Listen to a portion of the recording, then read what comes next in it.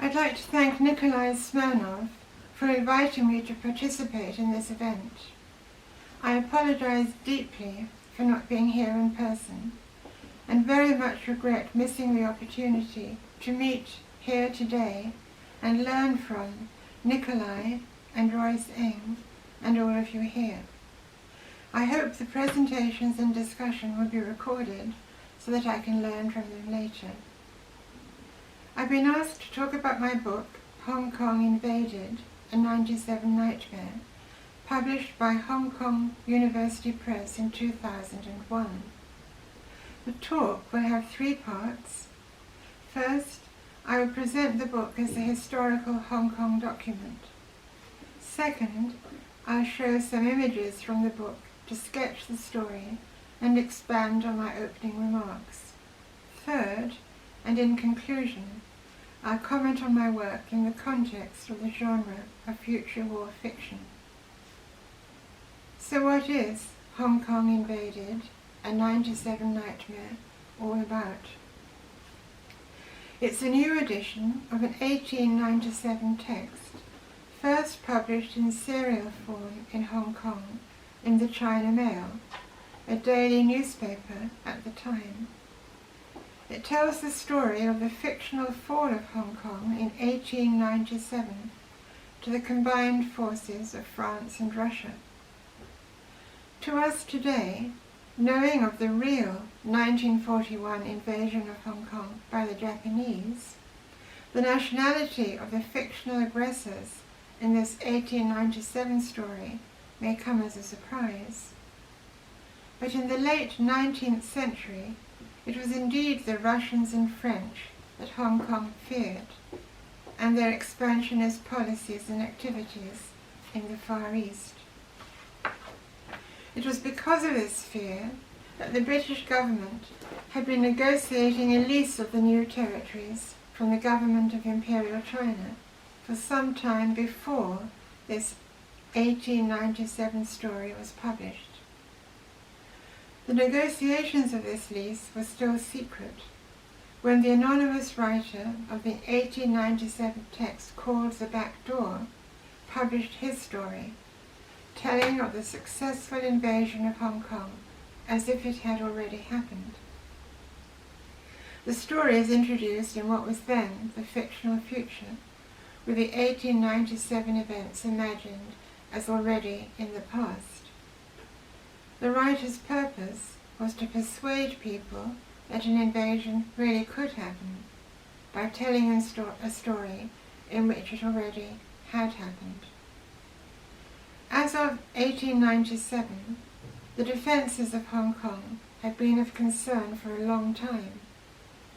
3 areas in particular were seen as vulnerable. Firstly, the harbour. Secondly, Kowloon. An enemy might advance through what were to become the new territories. And thirdly, the south side of Hong Kong Island. In 1897, the harbour had been newly fortified.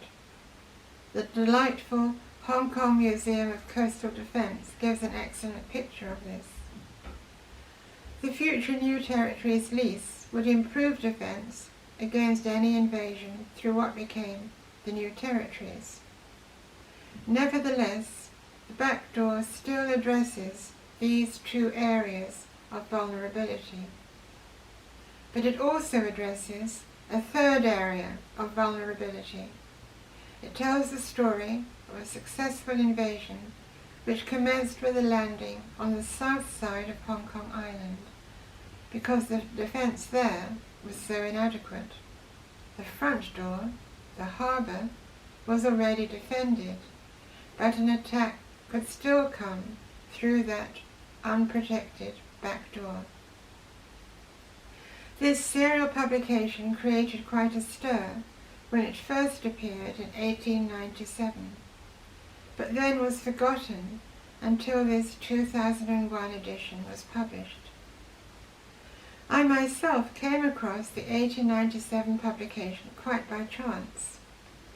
I was researching the biography of a Hong Kong government official of the time, whose many responsibilities included Hong Kong defence, and suddenly, inserted in Colonial Office correspondence, there it was, a small pamphlet called The Back Door, and covering it was a Colonial Office minute sheet, commenting on the writing and suggesting that it might be passed on to other departments.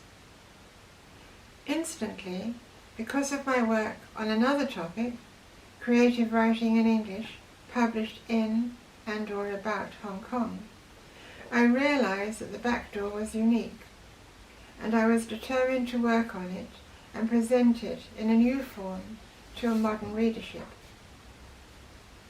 However, the 1897 text needed a lot of work to present it adequately to a modern reader. Work on what became Hong Kong Invaded took me, probably, the elapsed time of about 3 years, sometimes of occasional and sometimes of consistent attention. The Back Door contains a large number of now obscure contemporary allusions. There are highly detailed topographical references. There is specialized vocabulary, particularly of shipping and weaponry. I felt it worth giving The Back Door as much attention as I possibly could, so I found or suggested explanations for all the contemporary allusions. I added further place names to a contemporary map. I gave careful glosses for the vocabulary of shipping and weaponry and other specialized vocabularies.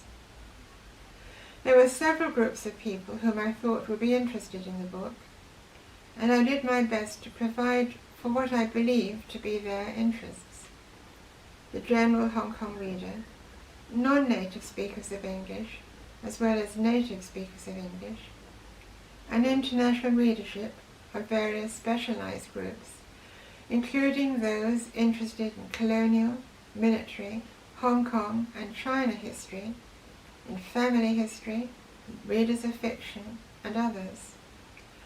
I didn't reach out to potential French or Russian readers, but I'm delighted that 19 years after Hong Kong Invaded was published, a Russian scholar, Nikolai Smirnov, has reached out to me. I mentioned family history because of the large number of personal names in the text, over 150 of them, referring to real historical people. If you have an ancestor or personal subject of research who lived in Hong Kong for any time during the late 1890s, you may well find them in the fictional story The Back Door.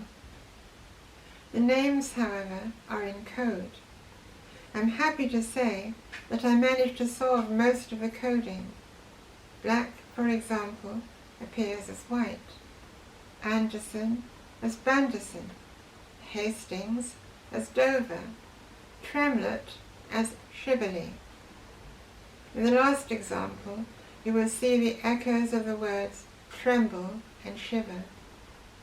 Ask me later, if you wish, how I managed to solve the code and how it comes that I am confident that my solutions are accurate.